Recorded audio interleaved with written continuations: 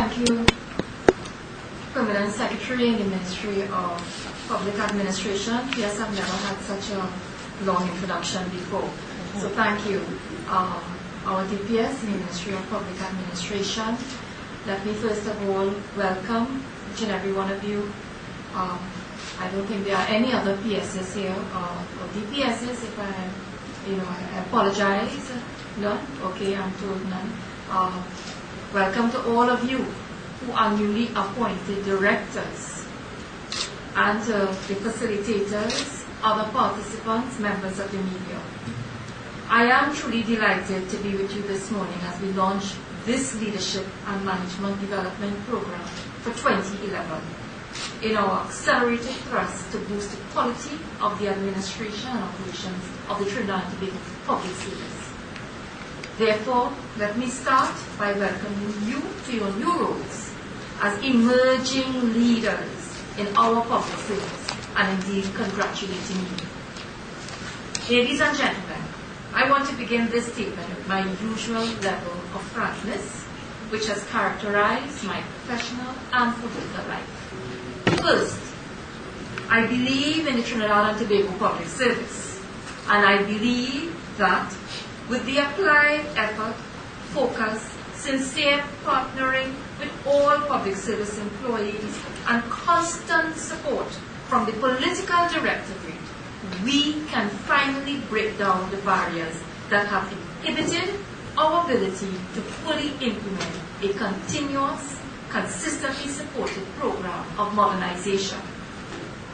Second, I am steadfast in my belief that the process of creating a 21st century public service driven by excellence in service delivery, supported by strong monitoring and evaluation mechanisms with quality and timely decision making, is not as elusive as some might believe. And third, I'm of the firm view that in order to move beyond the mechanics of modernization and into the process of implementation, we must begin right here with a renewal of how we think, how we work, how we build teams, and how we lead. Let me also be frank with you about a perspective which we have all at different times shared. Transformation has been an elusive dream and regularly promised deliverable for a very long time. I do not doubt that in some in the public service may feel daunted rather than motivated by the mere mention of transformation. In a sense, we have over time become locked in the mechanics of transformation itself and may have released our concentration on the need to pursue implementation. What we must do this morning, therefore, as you approach this leadership and management program, is to bring the process back to its original ask. What really was the purpose of moves to transform and modernize the public service? Ladies and gentlemen, the public service affects the daily lives of each of our 1.3 million people in Trinidad and Tobago. Every day, our citizens are affected by the operations of our public service, whether it is through the use of public transport, access to passport renewal services, applications for scholarships and grants, requests for social relief, applications for a new birth certificate, safety and security provided by our protective services, use of the postal services, access of health services, and the list goes on. The public service impacts the lives of people on a daily basis. In fact, many of you will by now be familiar with the 7 interconnected pillars for sustainable development, which forms the basis of the commitments of the government of the People's Partnership, which it made with the people of Trinidad and Tobago. The fulfillment of these commitments and the attainment of the objectives of the 7 interconnected pillars depends on the delivery of efficient, focused, customer-centered government service delivery. We must therefore ask ourselves, what is the value, quality, and efficiency of the service that we provide? consider your own lives and your own access to various services. If you seek to access insurance services through claims and you are met with inefficient and uncooperative systems, you are left unsatisfied. You may even consider another insurance service provider. If you buy goods at a particular supermarket and you are met with poor service, poor quality goods, and an unpleasant environment, you will next time go to another supermarket.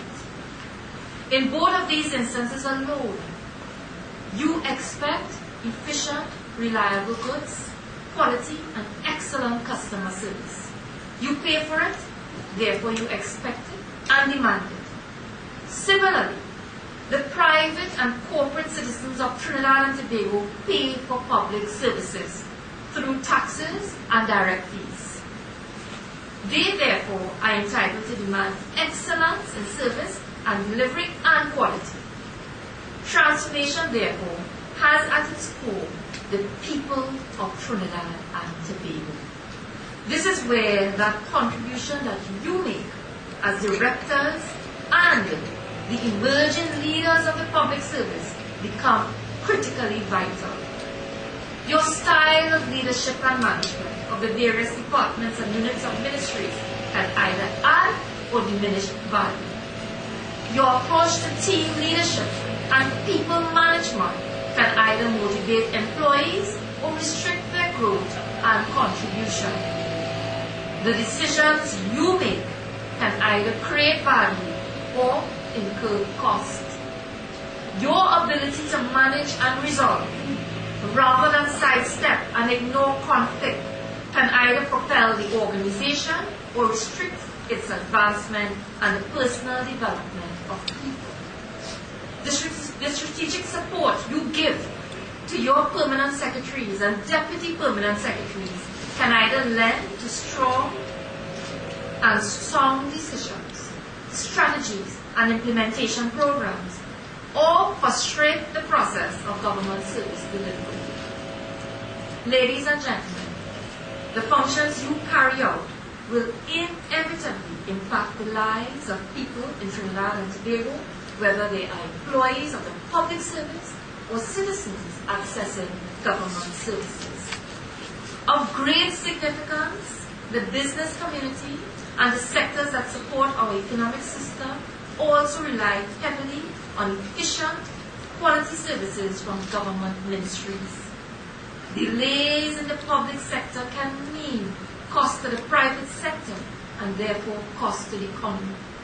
In fact, the Green Paper speaks to the ease of doing business in Trinidad and Tobago as one of the issues affecting our global competitive position. As you will no doubt agree, in the private sector, customer service delivery, corporate excellence, and efficiency have all improved by leaps and bounds over the last years.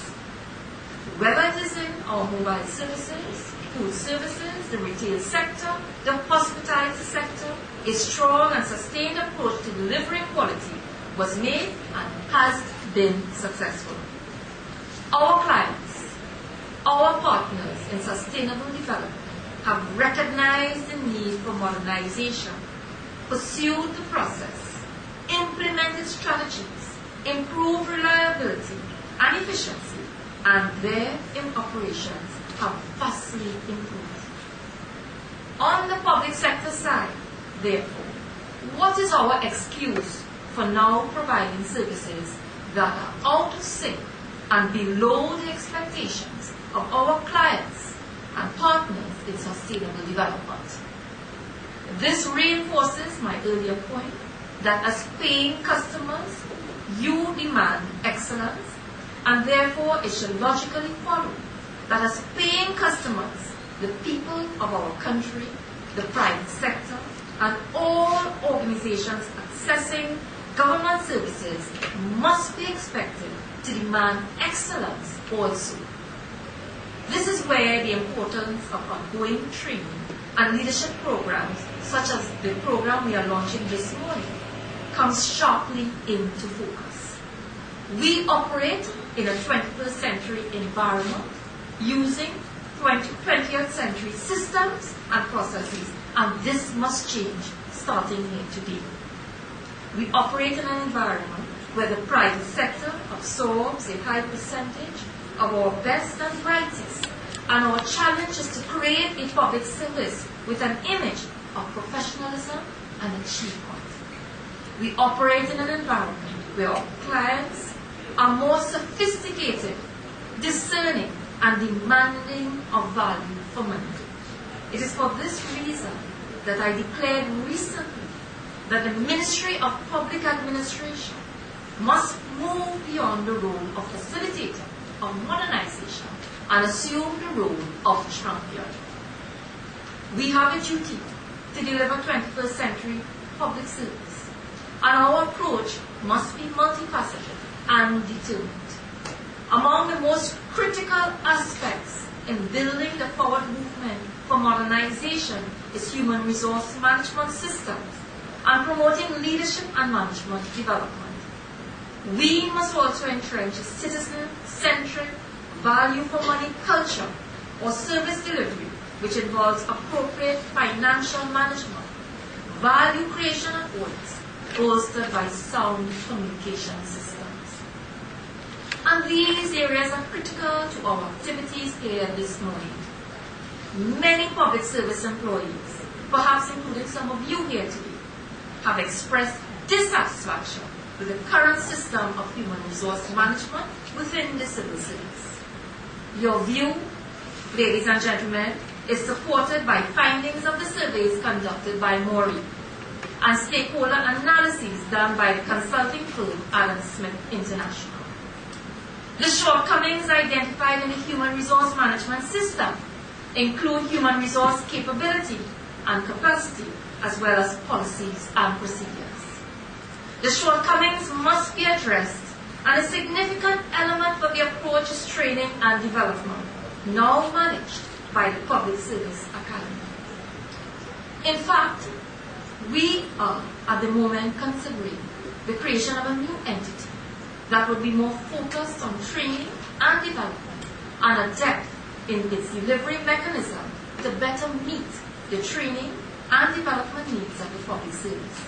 But I will discuss this in greater detail in due course.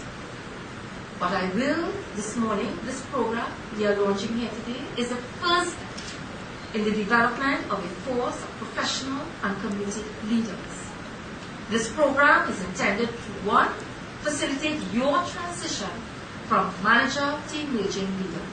Two, provide you with the knowledge you need to support your permanent secretaries and deputy permanent secretaries. Three, contribute to the development of a team of directors, divisional heads capable of advising on and implementing government plans, programs, and priorities. And fourthly, enhance your contribution to sound decision-making and policy development. As you engage this program, therefore, use this as the platform where a recommitment was made and an invigorated march forward began. The responsibility for promoting excellence and delivering efficient services is now shared with you. And with the public service being the thread that weaves itself through every facet of our daily lives, take hold of your role as a stakeholder in whether our nation advances or falls behind. Ladies and gentlemen, today you enter the role of leadership.